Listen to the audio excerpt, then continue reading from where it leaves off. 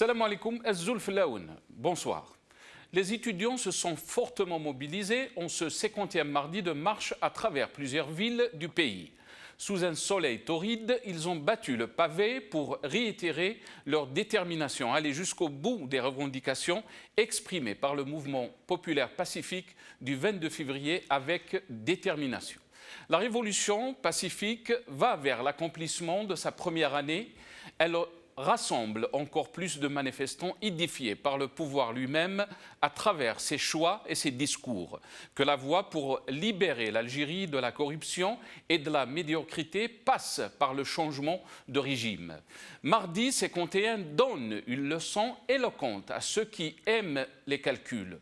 Le nombre croissant des manifestants et leur détermination à continuer à manifester rend chaque jour plus improbable le rêve du pouvoir d'imposer le fait accompli. Les élections se sont transformées en réalité en piège. Ils ont révélé au grand jour les luttes de clans au sein du pouvoir et le retour des figures du 4e mandat. Les étudiants refusent de croire aux réformes engagées ou promises par le pouvoir. Ils ont dénoncé dans ce sillage les poursuites d'intimidation et de harcèlement contre les manifestants pacifiques à travers l'ensemble du territoire national. Ils ont également dénoncé le double langage du pouvoir qui prône d'un côté l'apaisement par la remise en liberté de détenus du Hirak et de l'autre, ils continuent les arrestations et les interpellations abusives.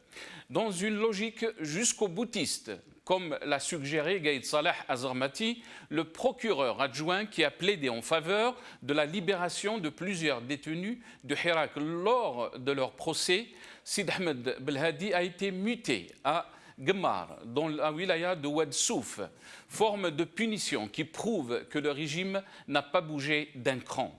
Abdelaziz Jarrad a présenté hier mardi son plan d'action gouvernemental devant une assemblée décriée par tout le peuple algérien. Un plan fait de grands slogans et dépourvu de toute annonce concrète. Les flèches tirées en direction de son prédécesseur, Nordine Bedoui, n'aveuglent pas pour autant la nation sur le manque de sérieux économique qui caractérise son offre pour la sortie de crise. Abdelmajid Jarrad promet la construction d'un nouveau pacte pour une nouvelle république, basé sur la sécurité alimentaire, la transition énergétique et l'économie numérique. Une ambition qu'il tempère tout de même avec sa reconnaissance que la situation financière du pays est fragile et reste largement tributaire des fluctuations du marché mondial des hydrocarbures. Tout indique qu'il n'existe ni vision ni consensus au sein du pouvoir. La seule chose qui se manifeste à travers des décisions contradictoires est celle d'une anarchie qui accentue l'inquiétude de ceux qui suivent la chose publique car dessinant un horizon bouché. Le pouvoir n'a pas compris ce qui est arrivé le 22 février ou, pour être plus précis, il n'a pas fait l'effort de comprendre. Il n'a ni le temps pour comprendre ce qui se passe, ni les compétences dans son environnement pouvant lui être utiles en présentant les bonnes lectures. Ce qui lui reste, ce ne sont que des armées de profiteurs arrivés aux hautes fonctions en raison de la règle en vigueur de la prévalence de l'allégeance sur la compétence. Le pouvoir n'ayant pas compris, il persiste à recourir aux vieilles recettes, traitement sécuritaire accompagné de campagnes de manipulation médiatique, élections, révision de la Constitution et ainsi de suite, jusqu'au bout du même plan qui est ressorti à chaque crise d'un régime depuis longtemps frappé d'obsolescence. La flamme de la révolution pacifique ne s'est pas éteinte, elle est ardente. Elle éclaire la voie pour une nouvelle génération de jeunes militants qui ont choisi d'assumer le fardeau de sauver leur pays et de construire l'Algérie qu'ils souhaitent. Une Algérie libre et fière, où tout le monde a sa place, où la loi règne et où les Algériens vivent pleinement et dignement en citoyens.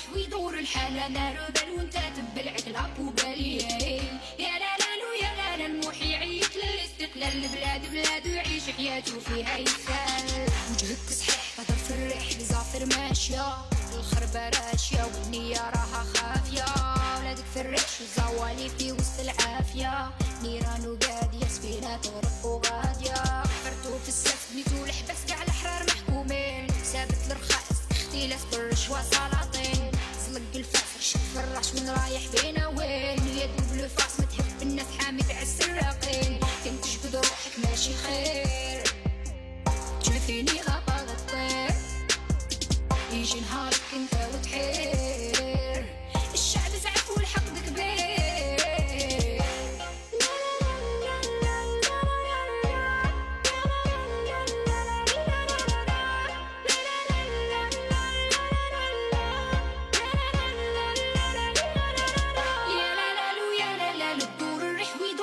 لا نار بال وانت تبلع كلاب وبالي يا لا لا لو يا لا لا المحي عيط للاستقلال البلاد بلاد ويعيش حياته فيها يسال يا لا لا لو يا لا لا الدور الريح ويدور الحال لا نار بال وانت تبلع كلاب وبالي يا لا لا لو يا لا لا المحي عيط للاستقلال البلاد بلاد ويعيش حياته فيها يسال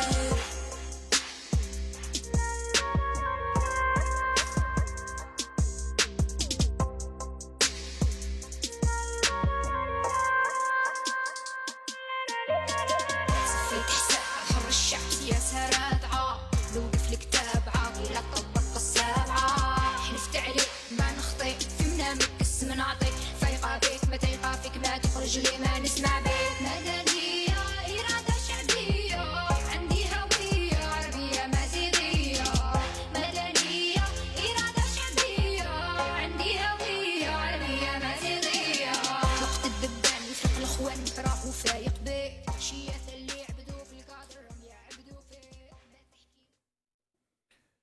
Algérie, les désastres d'un régime aux abois. C'est le titre de notre émission ce soir. J'ai le plaisir pour en parler dans cette émission avec moi. Edir Ounouran, analyste politique. Monsieur Edir, marhaba bik, bonsoir. Merci Monsieur Joudi pour l'invitation.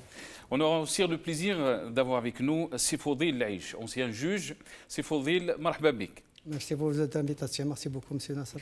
Le plaisir d'avoir aussi Saïd Akni, militant des droits de l'homme, militant politique. Cher Saïd, bonsoir et merci d'avoir accepté l'invitation. Bonsoir Nasser, bonsoir aux téléspectateurs. Merci pour l'invitation. On aura aussi le plaisir d'avoir depuis Alger Badreddine Bouala qui est avocat. Et on ne l'a pas avec nous, on me dit, mais peut-être on aura l'avocat de Karim Tabou, qui est maître Hammash, on me dit. On essaiera, en tous les cas. Monsieur Edir Ounouran, je commencerai cette émission par vous. Merci une autre fois d'avoir accepté notre invitation. Alors, comment évaluer donc cette marche des étudiants, la 51e mardi? Les étudiants sont sortis encore une fois en force, déterminés à aller jusqu'au bout de cette révolution pacifique.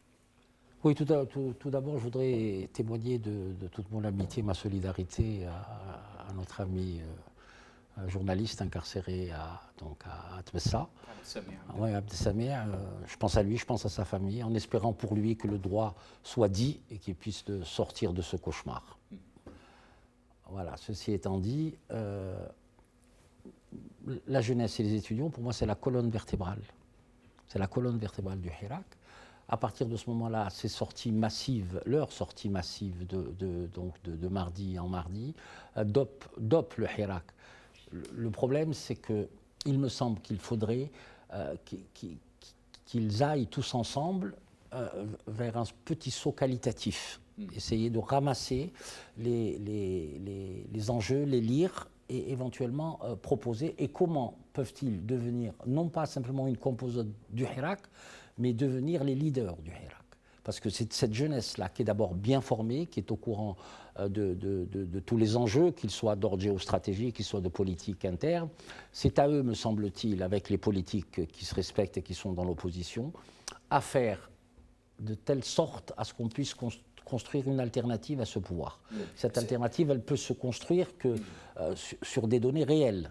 Quand on voit la détermination de cette jeunesse et dire, on se dit que pourquoi elle a été marginalisée si longtemps quand on voit de l'intelligence qui émane de ces slogans et aussi cette communauté estudiantine qui a quand même été l'essence de cette révolution. Dans toutes les révolutions, c'est le milieu étudiant quand il fait jonction avec le mouvement ouvrier. Or, on sait ce qu'est devenu particulièrement l'UGTA, qui était une annexe du pouvoir. Ces étudiants, d'abord, ils sont bien formés, ils sont ouverts sur le monde, ils sont mondialisés. Ils ont toutes les... Moi, d'ailleurs, à travers les étudiants, je vois une espèce d'esthétique à la fois dans ce que vous disiez tout à l'heure, c'est-à-dire dans la qualité des slogans, dans la pertinence, dans le fait qu'ils ne soient pas en choc frontal, qu'ils résonnent et qu'ils agissent avec une conscience élevée, une conscience civique élevée. Ça, il faut le souligner. D'autant que sans les étudiants, qui sont la force vive de demain, et puis il y a une rupture générationnelle. Il y a une rupture générationnelle qu'il faudra à tout prix entamer. Et à ce moment-là, moi je pense qu'ils ont les arguments nécessaires pour vraiment dépasser ce stade-là. Le seul handicap, c'est peut-être qu'ils n'ont pas encore maturé leur projet. Comme je dis souvent, on n'a pas exactement pris la mesure comment capter leurs demandes politiques, leurs demandes de liberté, leurs demandes d'état de droit, leurs demandes de loisirs, leurs demandes de formation, l'ouverture sur le monde. Ce qui nous amène à la structuration et toutes ces questions. Oui, entre autres, oui. Voilà, très bien. On parlera en tous les cas dans cette émission. سي فضيل العيش مرحبا بك قاضي سابق.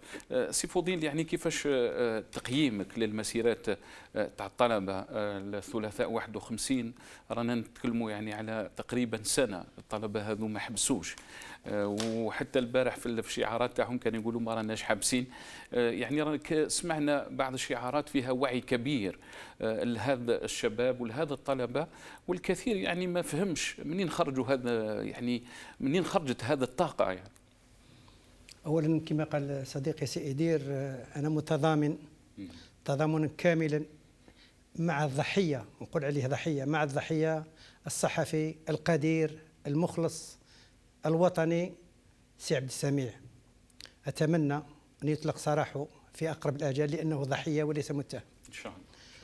اما بالنسبه للشباب، شباب الحراك كما قال زميلي هم ليليت، هم الطلائع، ما نحن إلا نترك لهم المكان في جميع مستويات السلطة، إلا نكون مرافقين لهم، لأنهم كما قلت الشعارات اللي يقدموها هي ابتكار، ونحن لا يمكننا أن نبتكر حاليا، لأن الجيل جيلهم، وبالتالي تواجد هذا الشباب مستمر ومرتفع في كل ثلاثاء يرتفع. والشيء الغريب والجميل جدا حتى الكهول حتى الآباء يرافق الأبناء. يعني دائما نشوف في الحرك لجان من القدام والأولياء يتبعوهم، وهذه الحقيقة، وحنا لازم نتبعوا أولادنا لأنهم هما عصرهم ومكانتهم، يجب نتابعوهم ونكونوا في مستواهم لأن الوقت وقتهم. يتكلم سي فضيل على أن التغيير يعني أمر حتمي، مش ممكن يعني ما يكونش فيه تغيير مادام يعني رانا نشوفوا يعني كي نشوفوا هذا الشباب اللي جاب العقليه يعني مختلفه كثيرا على الشباب اللي عرفناه في التسعينات ولا في الثمانينات، وحتى الاوضاع الجيوسياسيه اللي راهي محاطه بالجزائر، هذا يؤدي يقول باللي التغيير هي قضيه وقت. واش رايك سي؟ حقيقه اكيد هو باش يجي التغيير في لحظه، يعني من المستحيل توقع فجوه بيننا، ولكن التغيير المرحلي هو ضروري الوصول اليه. لماذا ضروري الوصول اليه؟ لان هذا الشباب وصلوا لمرحله اللي يحبوا ياخذوا الزمان بامورهم بيدهم. معليش نقطع، هل الشباب يعني تاع الان اكثر نضجا من الشباب اللي عرفناه، ولا يعني التراكم تاع هذه السنوات وهذا الظل والانتهاكات اللي عرفوا الجزائريين هو اللي خلى يعني الجزائري تاع الان الشاب الان وصل لهذا الوعي يعني بكل هذا التراكم اللي عرفوا الجزائريين؟ الشباب هذا لم يبدا الحراك 22 فبراير. اذا رجعنا للملاعب والشعارات اللي كانت تتم في الملاعب وفي الشوارع وفي الغناء، هما كانوا محضرين لهذا الشيء الشباب. نحن الذين كنا متخلفون، ولا واحد منا في الجيل نتاعنا كان ينتظر في 22 فبراير يوقع كل هذا، ينزع لنا جميع هذه القيود. احنا كنا كما نقولوا كنا مفطمين، ولكن هما كانوا يتكلموا وكان عندهم اللونجاج بتاعهم، كان عندهم اللونجاج احنا ما كناش نفهموه. حتى في 22 فبراير ظهرت الامور وانكشفت العامه باللي الشعب يريد التغيير، يريد التغيير الجذري، يريد التغيير لدوله ديمقراطيه ذات مؤسسات اللي يطمح لها جدودنا الاوائل اللي حاربوا من اجلها. اذا هذا الشباب المرحله مرحلتهم. كلام يعني يعني كلام عنده في الصميم، ونشوفوا باللي حتى الان يعني كي نشوفوا الاغاني اللي كانت يقولوها في الاستاد في المولوديه ولا في يعني نشوفوها باللي برامج سياسيه، مش برك اغاني. سعيد, je vais revenir à vous très rapidement. On me dit que l'avocate de Karim Tabou est avec nous, Maître Hamash. Elle n'a pas beaucoup de temps. Je vais vous donner la parole après Saïd Aknin. Maître Hamash, merci d'avoir accepté l'invitation. Bonsoir. Bonsoir, merci à vous. Merci Maître. Maître, est-ce que vous pouvez nous éclairer un peu sur la situation donc de Karim Tabou? Alors Karim Tabou, en septembre en prison, il a été relâché le 25 septembre par la cour de Tipaza, la chambre d'accusation plus précisément. Il était sous contrôle judiciaire et après il a été arrêté une deuxième fois de sa maison à son domicile le 26 septembre. Et il est en détention jusqu'à aujourd'hui. Alors, le dossier de Karim Tabou est passé par plusieurs étapes et plusieurs procédures. Maître, on vous entend très mal. Est-ce que vous pouvez juste peut-être changer de place, ou peut-être le réseau il sera beaucoup mieux. Mais vous pouvez aussi, on me dit que vous pouvez vous exprimer بالدرجة ou là en arabe si vous vous sentez plus à l'aise. Maître, c'est comme vous voulez, maître. On veut juste savoir qu'est-ce qui s'est passé aujourd'hui. Alors aujourd'hui, c'était Karim Tabou, après que son dossier était au niveau de la 10e chambre d'instruction. Donc le غرفة العاشرة تاع التحقيق على مستوى محكمة سيدي محمد. Est-ce que vous m'entendez bien? Oui, très bien. Voilà. كي لحقت الغرفة هادية كان غلق باب التحقيق، وقاضي التحقيق قام بإحالة الملف. Donc il a fait une ordonnance de renvoi vers le tribunal, vers la programmation pour que Karim Tabou sera programmé pour avoir un procès. Donc لما قاضي التحقيق يبعث إحالة الملف على البرمجة، وكيل الجمهورية عنده 20 يوم باش يحدد الجلسة. وكيل الجمهورية قام باستئناف، هو إجراء من حقه يقوم بالاستئناف أمام غرفة الاتهام على أساس أنه قد يطالب بأكثر تعميق التحقيق. وكانت تحددت الجلسة، هي كانت يوم 23 جانفي اللي قام قاضي التحقيق بإحالة الملف، وفي نفس اليوم قام وكيل الجمهورية بالاستئناف وتحددت الجلسة ل 12 يوم le 12 février. مرت أمام غرفة الاتهام وين طلبنا كهيئة دفاع السيد كريم طابو أنه يكون لتأييد أمر الإحالة، لأنه راهو موجود تعسفيا في المؤسسة إعادة التربية تاع القليعة. وثاني شيء طلبنا الإفراج حتى يكون عنده محاكمة، لأنه كاين كل ضمانات. كريم طابو راهو مواطن غير مسبوق قضائيا، عنده عمل، عنده أسرة، عنده عنوان معروف. رفض الإفراج، ولكن غرفة الاتهام صدرت قرار بتأييد أمر قاضي التحقيق. Ça veut dire l'ordonnance de renvoi vers le tribunal de Sidi Mohamed que Karim Tabou ait un procès. Ça a été décidé aujourd'hui. Donc حنا على بالنا بلي غرفة الاتهام لما تحيل الملف أيد أمر الإحالة راح يرجع لسيدي محمد، ووكيل الجمهورية لازم يحدد له la date du procès. On peut, voilà la date, mais on espère que ça va être le plus vite possible. Parce que vraiment كريم طابو طولوا له وبعدوا له في الملف ديالو بزاف عليه، وراهو في ليزولمون. العزلة أثرت على الصحة ديالو. كريم راهو تقريبا 5 أشهر ما شافش ولادو، يشوف غير الزوجه ديالو باباه ويماه. اخر زياره راح الوالد ديالو ولا غير كريم الى ايتي تري افيكتي كونت الى فيو سون بير. شاف كيفاش باباه في فتره طاح مرض سي نورمال، باباه وليدو راهو في الحبس تفهموه. دونك الحاله هذيك الصوره كي شاف باباه الى ايتي تري افيكتي. حتى السجن ديالو قاعد يخمم على باباه ويقول سقسوا على بابا يا اخي راهو يروح للطبيب، يا اخي راهو ياخذ الدواء ديالو. دونك انسان راهو محروم من العائله ديالو، محروم اساسا من الحريه ديالو، على اساس انه قام بالتعبير عن رايه. راهو رجل سياسي كريم طابو، دونك يعبر عن رايه، يقدر يقدم انتقادات. هو في الحراك عبر عن رايه، راهو متابع على المنشورات تاع الفيسبوك والفيديوهات اللي دارهم. هذه هي. نعم. أستاذة معليش، عندنا هنا في الاستوديو الأستاذ فضيل العيش، هو قاضي سابق يعني ان اونسيان جوج. معليش حب ممكن يعني يعلق برك على بعض الكلام اللي قالته الأستاذة العيش. لا فعلا شكرا للأستاذة حماش على هذا التوضيح، ولكن حبيت نقول نقطة من الناحية الإجرائية. لو رونفوا، الإحالة من طرف قاضي التحقيق إلى محكمة الجنح، لا يجوز لوكيل الجمهورية إطلاقا، لا يجوز له إطلاقا إجرائيا أن يقوم باستئناف أمر الإحالة. يجوز له استئناف أمر الإحالة قبل إحالة الملف، لأن قبل إحالة الملف يحال الملف إلى وكيل الجمهورية لتقديم طلباته. في خلال 5 أيام يقول وافق على الإحالة أو ارفض.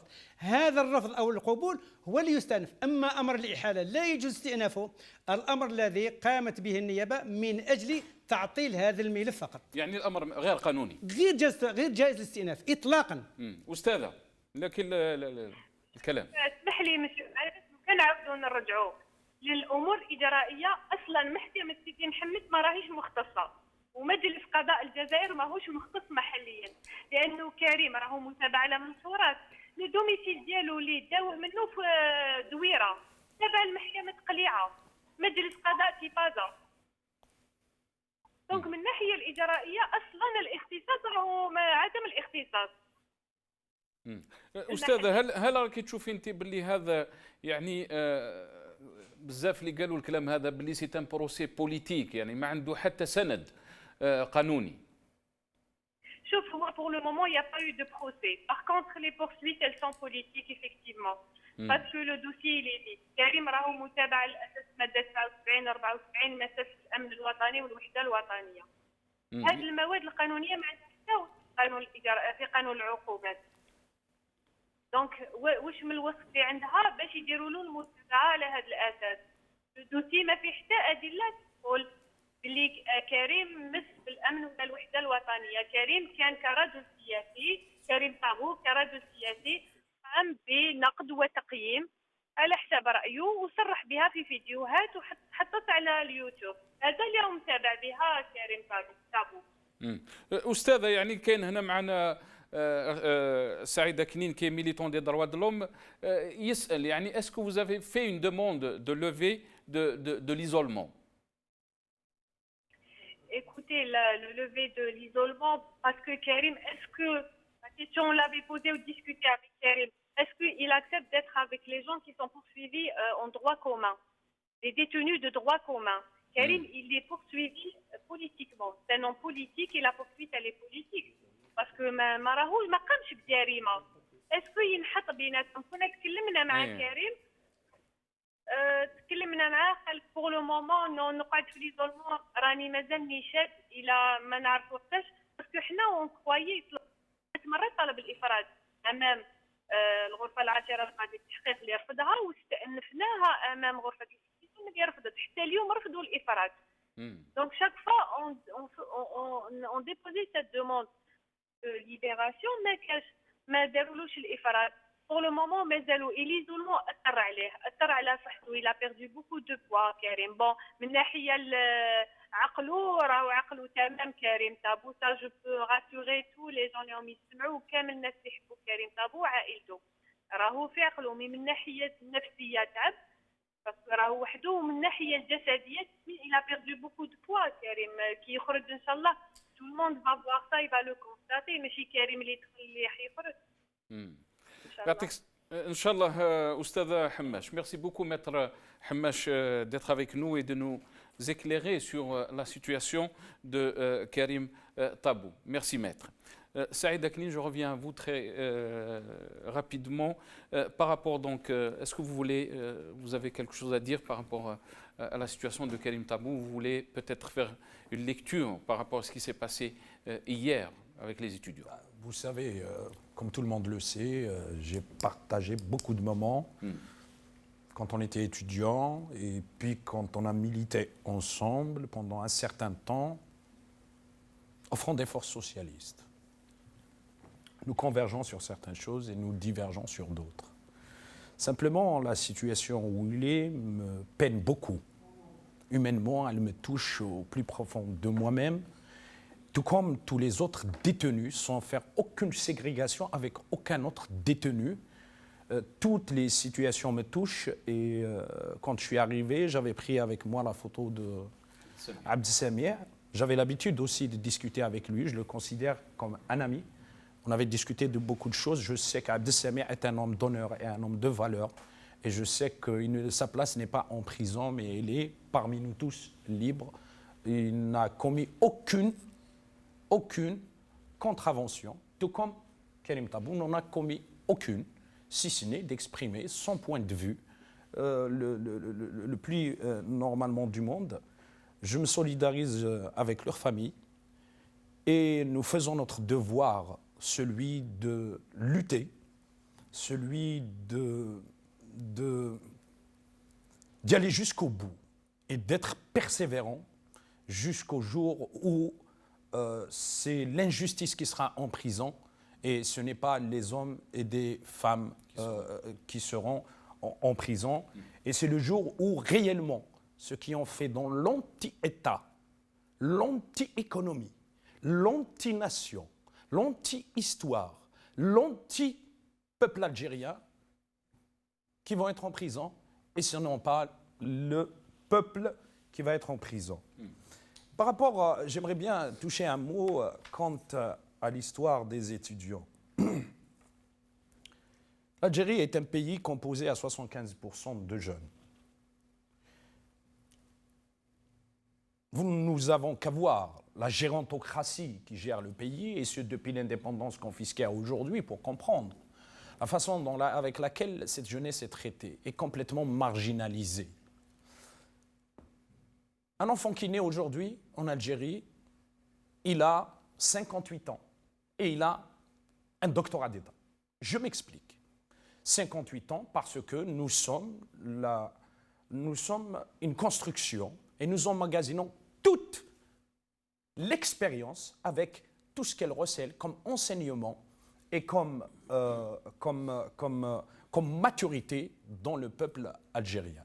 Un doctorat d'État dans le sens où il n'y a pas meilleure école que le système et ce qu'il a fait au peuple algérien, que la vie et la misère que le peuple algérien a été contraint de vivre depuis l'indépendance confisquée à aujourd'hui. Et tout à l'heure, quand on va revenir sur le programme du gouvernement, j'en ai ici un de 1989 et c'est un bilan aussi de tous les précédents et qui dégage une perspective. Et nous allons voir que dans le programme actuel, il y a la même littérature, il y a les mêmes mots, il y a les mêmes orientations, il y a la même sémantique, le même paradigme, donc rien ne va changer. La jeunesse est la locomotive de l'histoire. La jeunesse, c'est une mémoire aussi, une mémoire collective. Une mémoire collective.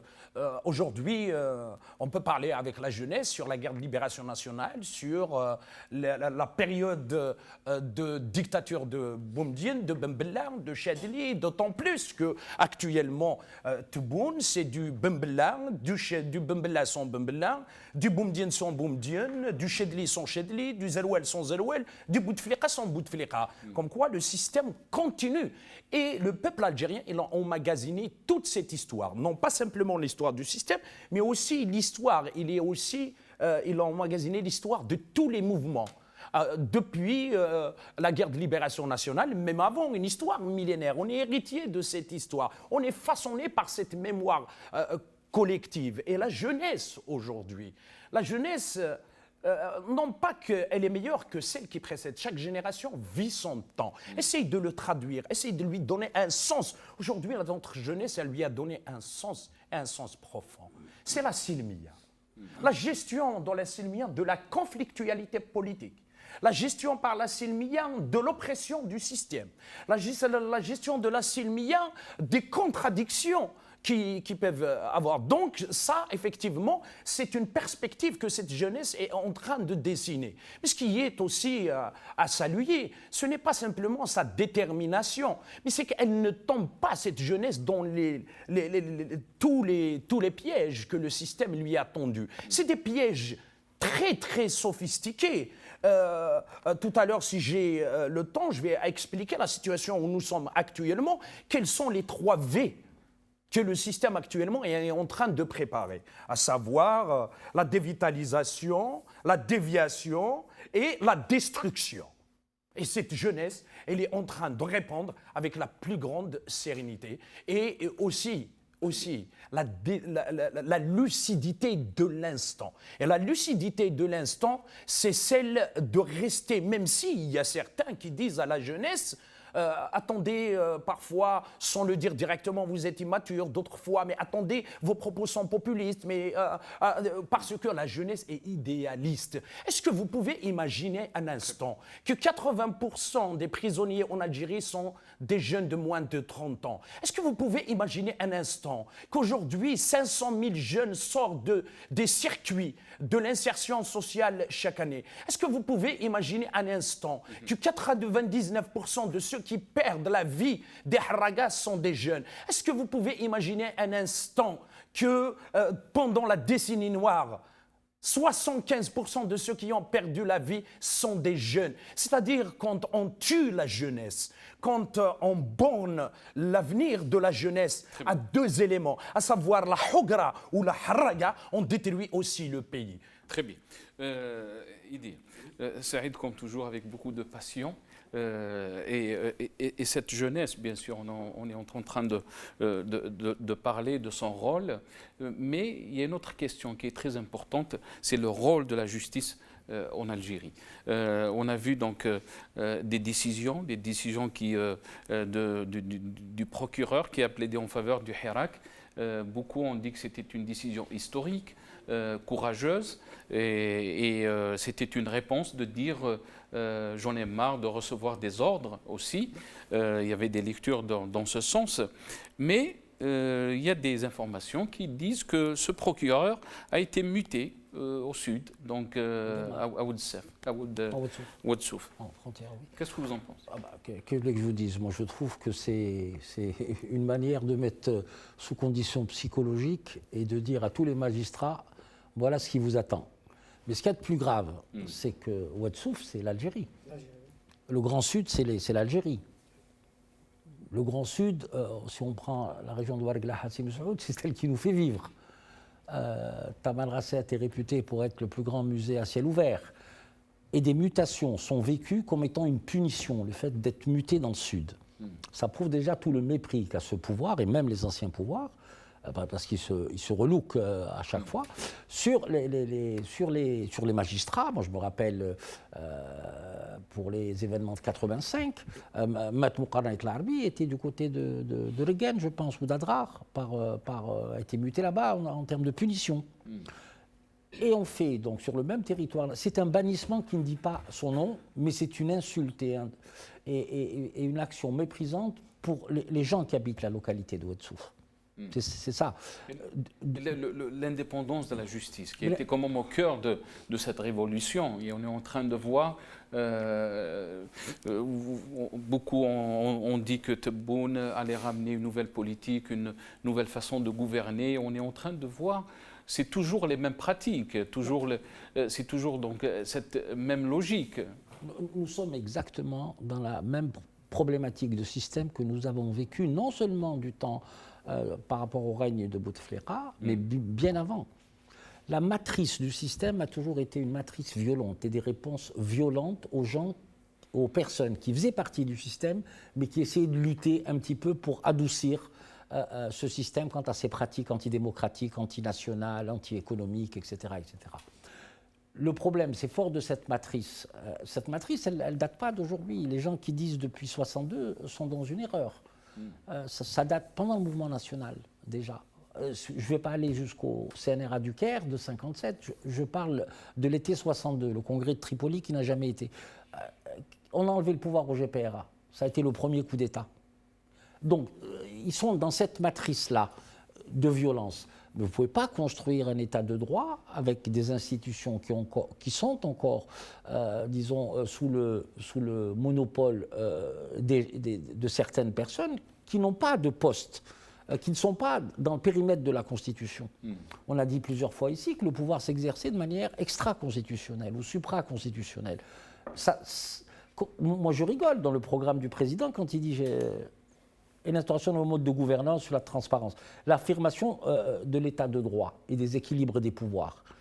On ne nous dit pas comment, je parle sous le contrôle de notre ami, comment assurer justement les équilibres de ce pouvoir de manière coercitive.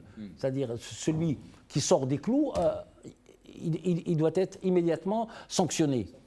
Il y a plein de choses. L'état de droit, c'est des institutions, c'est la liberté de la presse, c'est la liberté tout court, c'est l'espace public, la rue.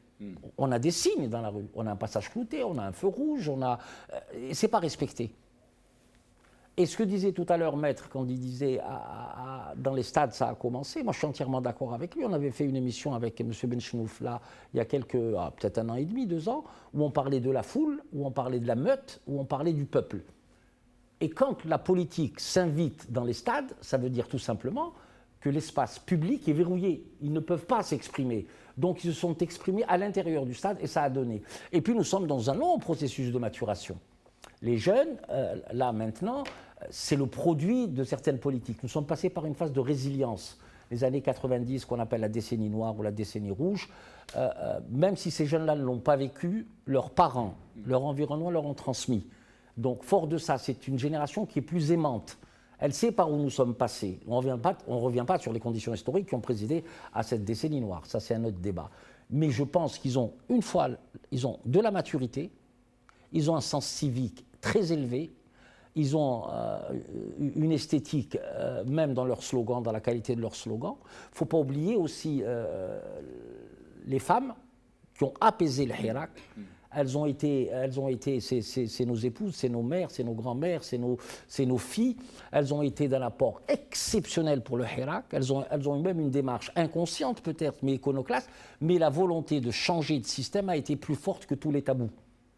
Et nous sommes redevenus une société. Je pense que tous ces éléments-là, et concours, je parle à la place de Saïd là, qui est le mot de citoyenneté qui lui est cher, on a retrouvé un peu de citoyenneté. Il faut continuer.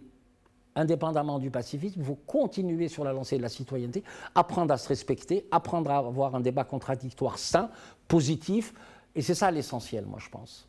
Très bien. الأستاذ فضيل العيش يعني هل تحويل وكيل الجمهورية يعني أحمد بالهادي إلى واد السوف هي عقوبة يعني لعقوبته على القرار اللي اتخذه يعني واش رايك أنت أستاذ؟ أنا نحب نقول سي لو بلان جيريديك اي بروسيدور. لو باركي هو تبع المينستر بيبليك، ستادير المينستر بيبليك لوزير العدل. وزير العدل يمثل في بروكي جينيرال النائب العام. هذا وكيل الجمهورية تاع سيدي محمد عنده زوج شروط. عنده الشرط الأول النائب العام كيبعث له حاجة مكتوبة باريكري يقول له طلب هكذا باريكري اللي توبليجي يطلب هكذاك. إذا ما بعثلوش باريكري إنشوز باريكري إلي ليبر. وكيل الجمهوريه راه حر كيف يدير مرافعه نتاعو مادام ماهوش مقيد بتعليمه معينه. القاضي ليس له تعليمه، اما النيابه لها تعليمه. حسب علمنا هذا بالهادي ما كان عنده حتى تعليمه كيف يرافع، رافع بضميره. اذا وكيل الجمهوريه في مرافعته وطلبه للبراءه ليس معناه هو اللي يحكم. وكيل الجمهوريه راه كي المحامي، المحامي يقدم طلب، وكيل الجمهوريه يقدم طلب، والقاضي اللي يحكم. هذا وكيل الجمهورية لم يرتكب أي خطأ. تقول لي تحويله إلى واد سوف هل هي عقوبة؟ كما قال صديقنا، واد سوف هي قطعة من الجزائر، ولكن في الظرف الحالي تحول واحد في نصف العام وبدون سبب وبدون رضاه فهي عقوبة. ليس قضية المنطقة ولا قضية هو برك، تحوله بدون رضاه وبدون ما يرتكب اي خطا فهي تحويل عقابي. مازال يعني هذا يعني العدل واستقلالية العدل في بلادنا من أهم الشعارات التي ترفع أسبوعيا أستاذ يعني فضيل العيش. أنت كي تشوف يعني الآن الكثير كان متفائل، كان يقول ممكن يعني العدالة وصلت يعني دات شويه استقلاليه، ولكن نشوفوا يعني نفس يعني المعاملات اللي كانت مقبل مازالها حتى الان، تعسف ويعني في القرارات. شفنا مثلا وكيل الجمهوريه لدى المحكمه تاع بمولد رايس يستأنف حكم البراءه الصادر في حق سمير بالعربي، وهذا يعني كيفاش قانونيا سي فضيل؟ هل هذا يعني ممكن؟ لا، استئناف وكيل الجمهورية لدى محكمة بير مدريس هو استئناف قانوني. النيابة غير مقيدة تماما، تطلب بالبراءة ومن بعد تدير استئناف. هو استئناف ما يسمى بالغطاء. قال الملف كان عندنا بير مدريس، هاني استأنفتو أنا لاكور دو رويسو، ما عندناش مسؤولية. هذا الاستئناف. أما بالنسبة لاستقلال العدالة، وأنا من الناس اللي كتبت عدة كتب حتى لا يخطأ الجمهور، الشعب ما نش يطلبوا باستقلالية القضاء، الاستقلالية والمسؤولية. والقاضي ليس كل القضاة يا أستاذ، أنت تعرف وممكن ما نبلغك إذا ما تعرفش. في عهد يحيى وفي عهد بالعيز تم عزل 800 قاضي. منهم هذو القضاة كانوا من أخير قضاة الجزائر، كانوا من أخير قضاة الجزائر، تم عزلهم. لماذا؟ لأنهم هذو القضاة كانت لهم استقلالية وكانوا يقولوا كلمتهم. إذا استقلالية القضاء قضية قوانين أولا، لأن لحد الآن المجلس على القضاء مقيد. واستقلالية القضاء هي يلزم الرجال تكون تولد وهي حرة. ديب قاضي ما عندوش روح الاستقلالية ما يقدرش يقود لك عدالة. العدالة عدالة الجميع، والشيء اللي يطلبوه الشعب كامل هي عدالة الجميع. ونحن كلنا احنا لو كانت العدالة مستقلة ما ناش في هذه الحالة، ما ناش وصلنا لهذا المشكل. راها الجزائر مشات في تطور واحد آخر. العدالة هي قال لك القضاء هي أساس الملك. كي تكون عدالة مستقلة مريحة. أتعرف يا أستاذ في كل أغلب دول العالم الواحد عندما يستدعى عند القاضي يروح مرتاح عادي، تستدعي ديفون التريبيونال تروح عادي ما يلقاش داير. ما عدا في قضاء الدول المتخلفة عندما يستدعى مواطن كوم فيكتيم يعني ضحية، والله ما يرقد. وهذه عن تجربة، والله غير يموت قبل ما يوصل، لأنه ما يعرفش واش راه ينتظر فيه.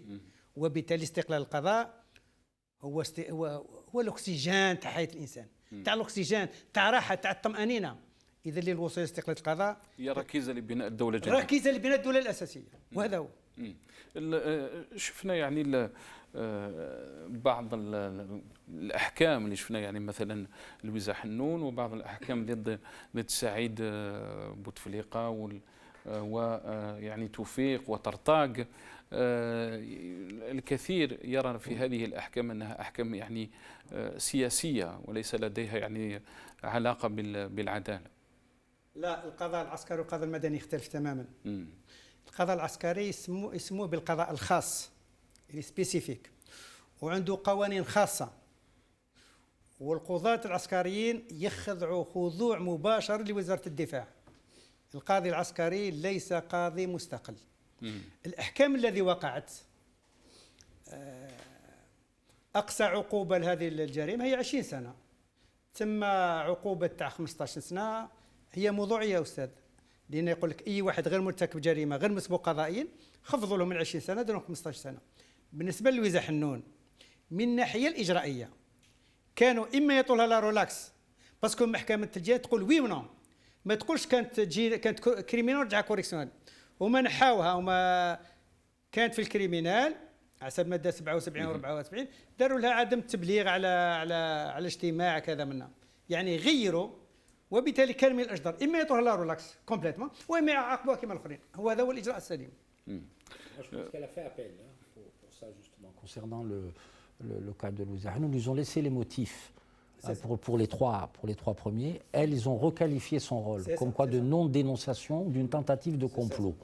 Ce qui laisse supposer que c'est encore une fois un problème de règlement de compte et donc voilà. C'est juste que, comme annonce, bon, c'est une information qui n'est pas confirmée, que je donne au conditionnel. Anis Rahmani a été arrêté, on me dit. Aujourd'hui, il serait l'instant même à la brigade de la gendarmerie Bab Jdid. C'est une information qu'il faut prendre au conditionnel. L'information n'a pas été confirmée, mais a été donnée par plusieurs sites, sites internet. Saïd, je reviens à vous. Abdelaziz Jarrad a présenté hier mardi son plan d'action par rapport à la situation économique.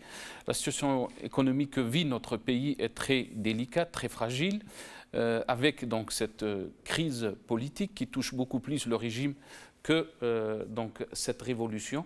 Qu'est-ce que vous en pensez par ces agitations, si je peux dire, alors qu'on cherche beaucoup plus des solutions à la crise politique que vit notre pays qu'à des mesurettes. Des mesurettes et autre chose. Mais avant d'arriver à ce sujet purement du plan du gouvernement, qui n'en est pas un, on peut l'appeler comme on souhaite, j'ai l'habitude de dire que la première des dissidents, c'est celle des mots. Je ne pense pas qu'on puisse régler le problème politique profond de l'Algérie à travers la présentation médiatique de l'héroïsme juridique. Je n'enlève rien de la sincérité peut-être et de la pertinence des mots prononcés du procureur de la République, sachant que des décisions bien avant ça ont été prises dans ce sens.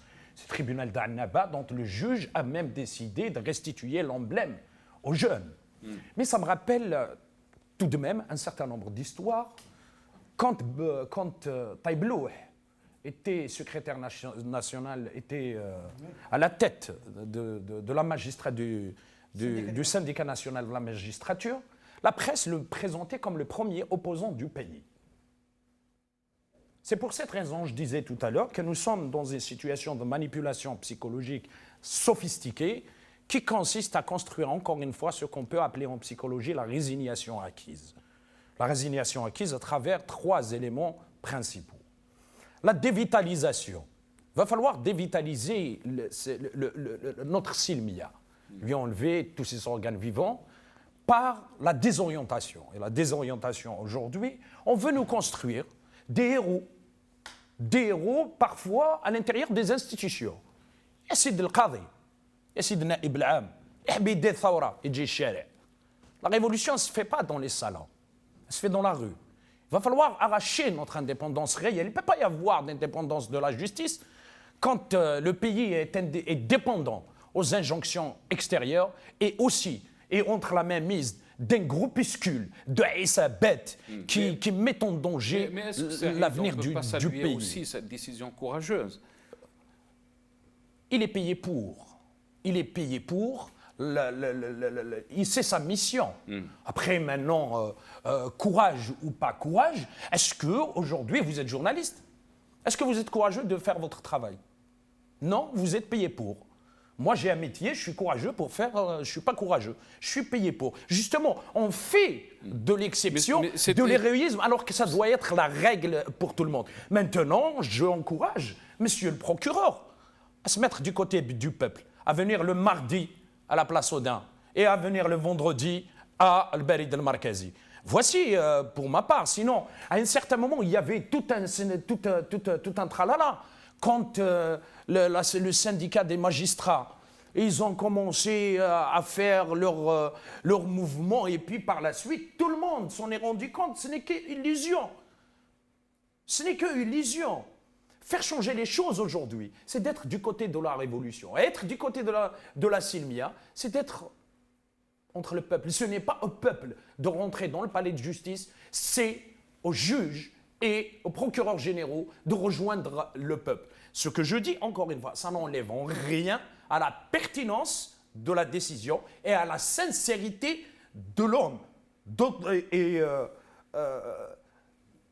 Construire l'image de l'héros à l'intérieur des institutions, c'est une déviance. Et la déviance, c'est de nous dire qu'effectivement, il peut y avoir un espace, une possibilité de changement radical, de transformation à l'intérieur des institutions, ce qui va préparer psychologiquement le peuple et une certaine catégorie à participer aux élections législatives prochaines. Parce que c'est ça, ils sont en train de préparer. Il n'y a pas à l'intérieur, soit on fait son travail, soit on ne le fait pas. Aujourd'hui, on ne peut pas parler de l'indépendance de la justice sans état de droit. On ne peut pas parler de l'indépendance de la justice sans séparation des pouvoirs. On ne peut pas parler de l'indépendance de la justice, d'autant plus qu'on sait tous que la justice est gérée non pas simplement par téléphone. Pour ma part, tout ça obéit à une pièce théâtrale nauséabonde et malheureusement, c'est le peuple qui est victime. Et Honorat, qu'est-ce que vous en pensez? Disons qu'avec M. Hakim, j'ai un léger désaccord. C'est-à-dire, je ne suis pas à dire c'est courageux, c'est pas courageux. Il a parlé de conscience, je veux bien. Le juge a estimé, ou le procureur, c'est ça, c'est le procureur? C'est moi qui a dit courageux. Il m'a dit courageux, je lui avais répondu. Ce que je veux dire par là, il ne s'agit pas... courageux-maître. Non, il ne s'agit pas de cela. Ce que je voulais dire, moi, j'estime qu'il a réagi. On n'est pas là à délivrer des certificats de sincérité ou de courage. Ce n'est pas ça l'objet. L'objet, c'est que ça a été une démarche iconoclaste qui est à saluer, parce qu'elle vient à l'intérieur d'une institution régalienne. Nous aimerions, nous souhaiterions qu'il y en ait des dizaines et des vingtaines. C'est une manière qu'à l'intérieur de l'institution judiciaire, certains juges et magistrats prennent conscience de l'enjeu. Et c'est ça le problème. Et Saïd a souligné l'histoire du syndicat des magistrats la veille, enfin une quinzaine de jours à peu près une dizaine de jours avant les présidentielles. Avant le simulacre. Voilà, avant le simulacre, comme le dit Saïd.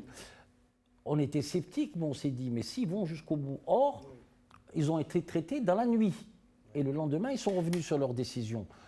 Là, à ce moment-là, c'est là où on prend conscience que le système a la peau dure et ce sera difficile de le déloger ou de l'emmener à s'émanciper un petit peu.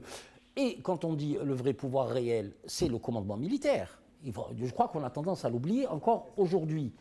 Le bras politique du commandement militaire, c'est M. Tebboune. Regardez l'humiliation qu'il a subie par rapport au DG des douanes. On sait très bien que la Direction générale des douanes fait partie d'un domaine régalien, c'est le ministère des Finances. C'est un petit corps constitué, mais qui dépend du ministère des Finances. Et tous les abus qui se sont faits, c'est justement par cette bourgeoisie comprador, prévaricatrice. On sait très bien comment ça fonctionne. Donc, ils ont intérêt à mettre quelqu'un de chez eux. Et ce scandale, pour moi, c'est une humiliation pour le président désigné, M. Tebboune. C'est une humiliation. Il a des pouvoirs constitutionnels qu'il ne peut pas faire valoir. Je veux dire, ça paraît évident. Il n'y a pas que ça. Quand vous voyez un autre problème qui se pose, vu les tensions sur notre frontière Est, et particulièrement sur notre frontière avec la Libye, un chef d'état-major, encore par intérim, 2 mois après, un mois ou un mois et demi après le décès de M. Gaët Salah, il y a un souci. Moi, ça me pose question, tout ça. Le pouvoir présidentiel n'est pas incarné. Et ce que l'on voit derrière ce pouvoir présidentiel, c'est les mêmes pratiques. Très bien. Saïd, vous voulez rebondir? Oui, effectivement, il y a des nuances de taille et des divergences énormes, me semble-t-il, pas simplement petites. Avec qui dit? Ces juges, s'ils avaient la volonté, ils avaient tous les instruments entre les mains. Tous les instruments entre les mains pour non pas libérer, non pas se libérer, mais pour rendre réellement justice. Ils ont mais ils ne l'ont jamais fait, ils ne le feront jamais. Parce qu'il y a la fiche bleue. Et cette fiche bleue, c'est ce qui a remplacé l'article 120. Vous savez, c'est quoi tout à l'heure, j'ai vu un sujet de culture générale qu'on posait aux juges dans leur formation. Et dans leur formation initiale, on leur apprend pas à rendre justice. On leur apprend à appartenir à un système, à défendre un clan. C'est ça la divergence de taille qu'il y a. Et ces juges, c'est pas ça. Oui, mais justement, c'est pas être au courant de ne pas être au courant. C'est juste une histoire d'analyse. Soit il y a de l'analyse, soit on l'a pas. Le problème, on dit qu'il est politique. Idir, tu avais dit que c'est le commandement militaire qui détient. Pour ma part, Tebboune, il n'est même pas le bras de toilette du commandement militaire. Et comment qu'il va être un bras politique? Il n'est même pas epsilon. Il n'est même pas epsilon. Pourquoi? Parce qu'il n'a pas d'appareil, il n'a pas de légitimité, il n'a absolument rien. Il est fragile. Il est fragile. Quand on veut être quelque chose, il faut avoir quelque chose. Lui, il n'a rien.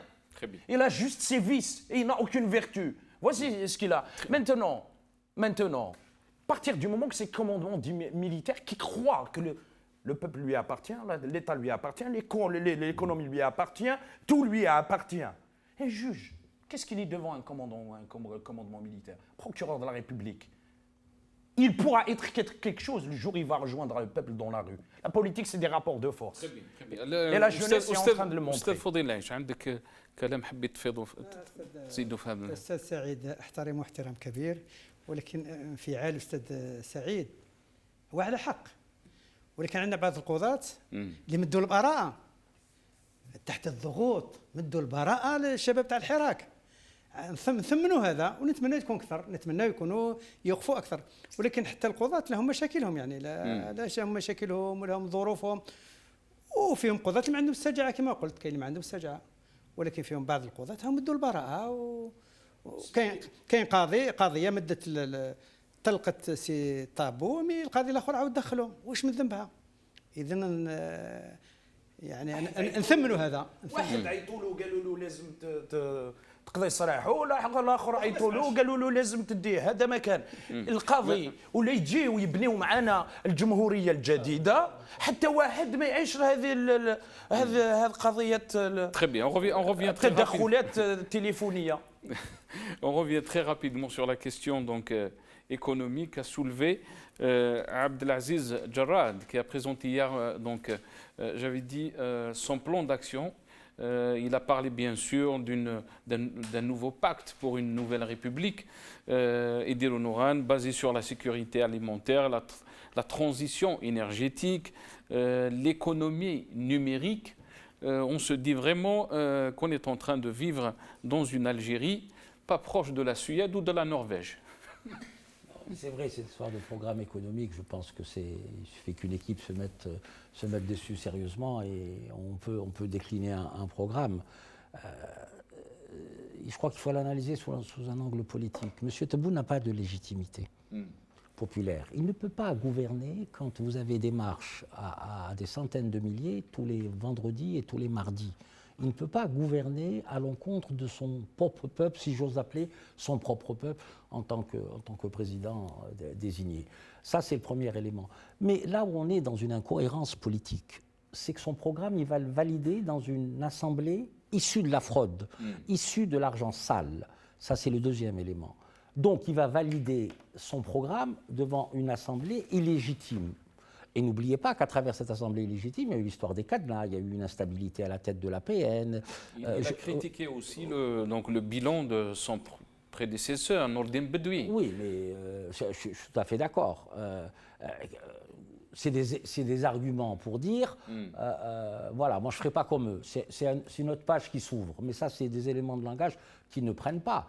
Deuxièmement, quand vous voyez que l'ancienne coalition gouvernementale, leurs 4 secrétaires généraux sont en mandat de Tebbo à la présidence de Harrach. Il y a un problème de cohérence politique. Je renvoie à son interview qu'il a accordée, je ne sais plus à quel média, où M. Tebboune dit « je ne fonderai pas un parti politique ». Mais normalement, il va vers une révision constitutionnelle. Il est prévu qu'on aille vers aussi la dissolution des 2 assemblées. Mais sur quelle majorité il va s'appuyer pour construire son projet ? Moi, je pense qu'il faut l'attaquer sous cet angle-là, qui est purement dans de la cohérence politique. Il ne peut pas avancer, ce n'est pas possible.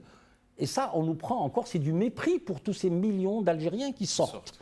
C'est du mépris absolu. Et ça ne peut pas durer comme ça. Donc, il faut trouver la solution. La seule solution pour lui, et là où on rentrerait dans un compromis, c'est que si il arrive à s'émanciper du commandement militaire, ce que je n'ose pas envisager, c'est quelle va être la solution politique, là. Le peuple sort.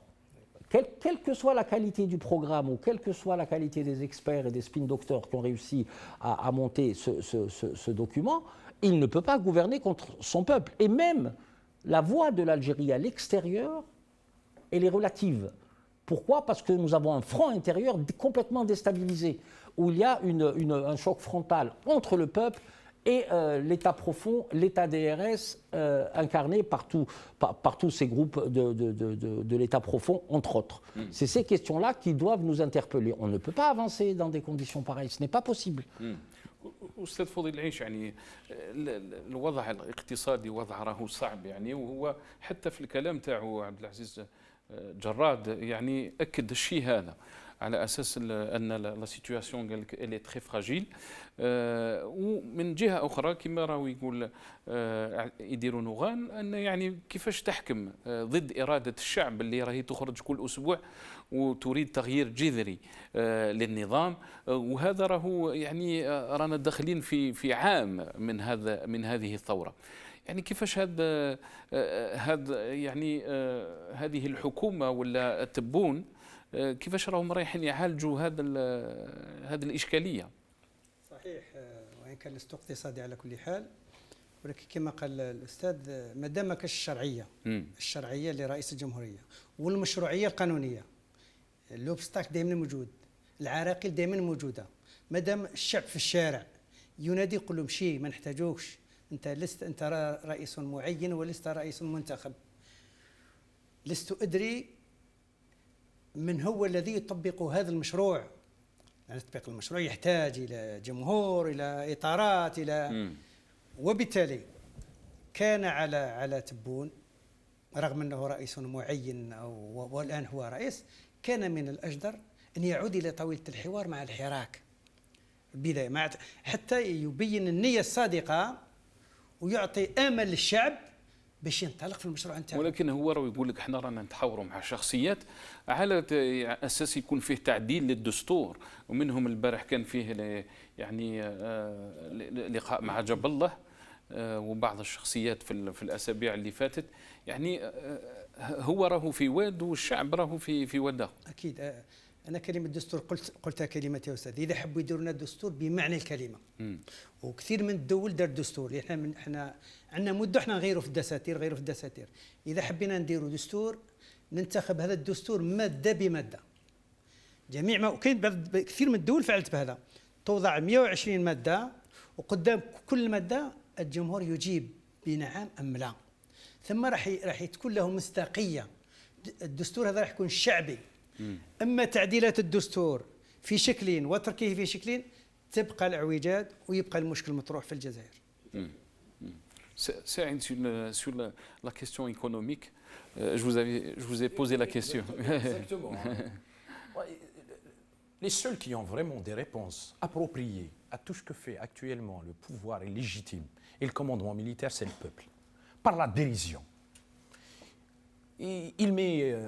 J'ai essayé un peu de travailler sur le sujet, de décortiquer, d'analyser un peu ces mesurettes, 30 000 dinars, on enlève l'IRG, comment se fait-il qu'ils n'ont pas enlevé l'IRG aux retraités, est-ce que ça va être pour toutes les catégories salariales, comme ça il n'y aura pas un siphonnement de tous les salaires, est-ce qu'ils ont étudié les deux éléments de la balance, à savoir les entrées et les sorties, est-ce qu'ils ont, de quel paradigme ils y pensent, à savoir celui du prix du baril et la contraction des importations, et qu'ils n'ont jamais pensé à développer des secteurs pour pouvoir exporter, d'autant plus que nous avons un marché qui est l'Union européenne, avec lequel nous avons des accords de libre-échange. Des accords de libre-échange. Une économie bâtie sur la commande publique, le prix du baril, l'importation et la consommation. Et ce qu'ils ont écrit, ça date de 1989. Vous avez parlé de l'économie numérique, ils parlent de l'économie numérique, et qu'ils allaient informatiser tous les secteurs, y compris les impôts. Et ça, c'était en 89. En 89. Vous avez parlé des énergies renouvelables, les énergies alternatives. et l'énergie solaire, énergie éolienne.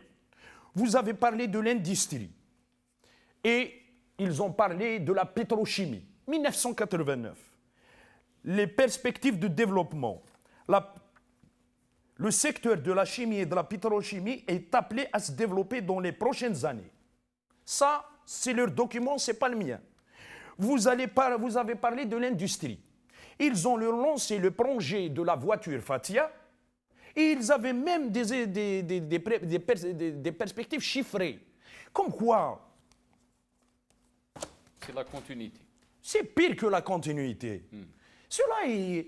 Et d'ailleurs, à chaque fois qu'il y a un qui vient, qui arrive, il critique celui, le prédécesseur, comme si c'était là la clé de la réussite actuelle. Ils sont dans l'anti-État. Et là, je rejoins Idir et notre ami qui disent que le problème, c'est le problème politique, d'illégitimité.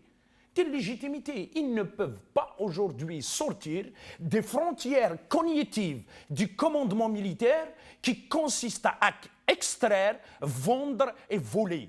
Extraire, vendre et voler. Le bonheur du peuple, ce n'est pas le bonheur de ceux qui gouvernent. Développer le pays, ce n'est pas la préoccupation de ceux qui gouvernent.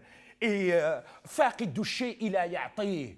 Celui qui n'a pas de légitimité, d'autant plus, il l'avait dit tout à l'heure, comment une assemblée illégitime, croupion, va donner de la légitimité? Ils ne sont même pas légitimes. Et dans leur composante, c'est un système. Très bien. Idir, on est dans cette logique de, si on peut dire, business, comme ils le disent, donc du régime.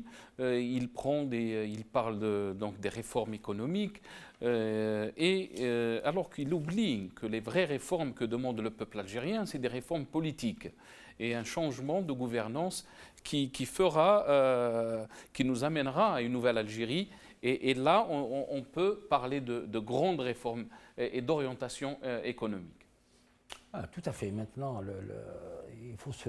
Est-ce que vous pensez, Idir, que ce régime n'a pas de vision, n'a pas de stratégie? Je pense que sa seule vision et ses seuls motifs, c'est comment reformater le système pour des objectifs tactiques, claniques, et même des objectifs limités. C'est la pérennisation. Regardez même à l'époque où on ne parlait pas de démission du président Bouteflika, on parlait d'une rallonge. C'était pour gagner du temps. C'était comment réarticuler l'ensemble du système pour qu'il continue à être maître du destin des Algériennes et des Algériens. Or ça, ce n'est plus possible. Je pense que la révolution qui est dans la rue ne veut plus de ce mode de gouvernance, ne veut plus de ce système. Ils se sont inventés un autre destin. Et notre ami l'a dit tout à l'heure, c'est un problème de génération et on ne peut pas revenir en arrière. Toutes les mesures paramétriques, après la cosmétique, au niveau de la Constitution, même au niveau économique, ne porteront pas les fruits parce qu'il n'y a pas de légitimité derrière. Il faudrait qu'il y ait tout un appareil derrière, un appareil de l'État fort, en essayant de couper tous les ponts de l'État profond pour qu'on puisse y aller. On a des problèmes politiques, il faut qu'on les règle d'abord. Et c'est pour ça que la transition est nécessaire. On a déjà perdu 1 an. Personne ne parle plus. On parle encore de transition, mais comment doit-on emmener à infléchir ce pouvoir et dire seule la transition pourra. Imaginez-vous, ce que je disais tout à l'heure, si M. Tebboune arrivait à s'émanciper de l'armée et à dire je vais être le président de la transition. Remarquez que toutes les personnalités, moi je regrette qu'une personnalité comme le docteur Khatib, colonel, chef de région, puisse aller aux consultations, pas pour la personne de M. Tebboune, avec l'incarnation du système. Quand vous voyez plein de personnes aller pour un échange de points de vue, on n'a pas besoin du point de vue du colonel Khatib ou de M. Hamrouch ou de M. Talb Ibrahimi pour connaître les problèmes de l'Algérie. Les problèmes d'Algérie, c'est un problème de génération. C'est cette génération qui veut accéder au pouvoir. C'est cette génération qui a une vision du pays de manière stratégique, son insertion dans la Méditerranée, son insertion en Afrique. C'est toutes ces questions. C'est-à-dire, Madame Zoroun ici, qui est reçue, qu'est-ce qu'elle va nous dire, Madame Zoroun ici? Qu'est-ce qu'elle va proposer à mon fils, à ma fille? Il y a une dissonance, c'est pas possible. Il faut à tout prix que le Hirak, que la révolution puisse maintenant coaguler et disqualifier tout ce que propose le gouvernement, parce qu'il va y avoir encore des ouvertures. Je tiens à vous dire que la conférence de Ain Benyan, celle qui a été organisée au mois de juin dernier, c'est toutes les personnalités qui ont fait la conférence de Ain Benyan qui ont été reçues. M. Jaballah, M. Mokrali, M. Rahabi et tant d'autres. Ça veut dire quoi, ça? Ils cautionnent. On a deux choix. Soit on cautionne et on demande la transition ou on revient sur l'ensemble du processus, soit on milite encore, on va y aller péniblement avec de la force des convictions, avec un regard tranché pour les amener à déposer le pouvoir, de dire d'accord, on va vers une transition. Il y a deux chemins, il n'y en a pas 36 000. أستاذ فضيل العيش يعني واش رأيك في هذا يعني الطرح اللي طرحوه يديروا نوغان على أساس حتى الحراك لازم يفرض نفسه باش يكون فيه حل ويكون فيه ضغط على النظام لنصل إلى بناء دولة جزائرية حديثة. يعني كيفاش الحراك الآن عنده مسؤولية في الوقت اللي راهي تعيشه الجزائر؟ الحراك راه فارض نفسه في الشارع. ولكن الشيء اللي قلتوه الحراك كذلك يحتاج يراجع أين وصل، ما هي النتائج اللي حققها، وماذا يجب أن يصل إليه. وش حبيت نرجع أستاذ ناصر بالنسبة للدستور، وهي حاجة مهمة. على بالك في الوقت اللي نابليون بونابرت استعمر كاع الدول هذه، دول تاع أوروبا الشرقية، وخرجوا من الاستقلال، داو الاستقلال تاعهم. جميع هذه الدول دار دستور جديد. دائما خلال ثورة سلمية أو خلال الحرب يجب أن يكون لنا دستور جديد. احنا إذا أمنا بهذه الثورة السلمية تعديل الدستور ليس هو الحل. يجب أن يكون لنا دستور جديد يكتبه الشعب. غدوة الشعب ما يقول حتى حاجة، يقول وي احنا اللي كتبناه وإحنا اللي اخترناه هذا الدستور، وننطلقوا في هذه العملية. الجانب الاقتصادي يعني ما نقدرش نرجعوا للجانب السياسي الان. كيفاش راك تشوف النظام راهو يعني في المنطق تاعو، راهو يعني شفنا اليوم البارح عبد العزيز جراد راهو يحكي، راهو يقول فيه ازمه اقتصاديه ويكون فيه يعني ان بلان داكسيون على اساس يعني نلقاو الحلول، كانما يعني الحل هو اقتصادي ولكن ليس سياسي. الشعب راهو رافض يعني هذه الحلول الترقيعيه، وراهو يطالب ببناء يعني دولة جزائرية على أسس العدالة والحريات، استقلالية العدالة والحريات والحقوق. وهذا ما يجيش حتى ما يجيش يعني لازم يكون فيه حل سياسي باش نوصلوا لهذا يعني هذا المطلب. الحل السياسي هو اتفاق جميع أطياف المجتمع الجزائري. أما الحل الاقتصادي يأتي فيما بعد. عندما يتفق جميع أطياف الشعب الجزائري على مبادئ، ما نقدرش نتفقوا على، ولكن على مبادئ معينة لبناء دولة ووضع مؤسسات دولة، ثم ننطلق للحل الاقتصادي. كيف نتكلم على حل اقتصادي والاقتصاد متوقف؟ كيف نتكلم على حل اقتصادي وإحنا عندنا مدخول سوى البترول؟ عندنا المدخول سوى البترول حاليا. إذا النقاش حول الحل الاقتصادي هو مضيعة للوقت يا أستاذ، هو كلام مضيعة للوقت بالنسبة للشعب وبالنسبة للدولة الحالية. الدولة هي في مأزق، تعود إلى شعبها وتراجع شعبها وتتناقش معه حول طاولة الحوار ويحلوا الأزمة السياسية ثم الأزمة الاقتصادية والأزمة الثقافية والأزمة الاجتماعية. نعم. سعيد، il ne reste pas beaucoup de temps. Oui, en fait, je crois que l'Ittifaq, cet accord dont parle notre ami dans la société, il s'exprime tous les jours. Il s'exprime les mardis, il s'exprime le vendredi. À travers les marches, donc. Bien sûr, à travers les marches et à travers aussi la libération de la parole, la libération de l'espace public, la pacification, parce qu'à un certain moment, le régime a fait en sorte à ce que la violence soit le seul langage entre les uns et les autres. Aujourd'hui, nous assistons à la pacification et à la silmiasisation de la conflictualité. et des conflits d'actualité. C'est-à-dire aujourd'hui, l'Algérie est un agora à ciel ouvert. Il y a des débats partout. On a vu à Harar Annaba, on a vu à Oran, on a vu à Constantine, on a vu à Tizi Ouzou, on a vu à Alger, on a vu partout. Il y a des circulations des idées. Et c'est ça le plus important, parce que nous avons tendance, à travers une certaine pensée de l'élitocratie verticale, de la verticalité, qu'on ne voit pas ce qui se passe dans l'horizontalité, dans le peuple, alors que c'est ça le plus important. Il y a le temps, vous savez, la révolution, c'est des séquences.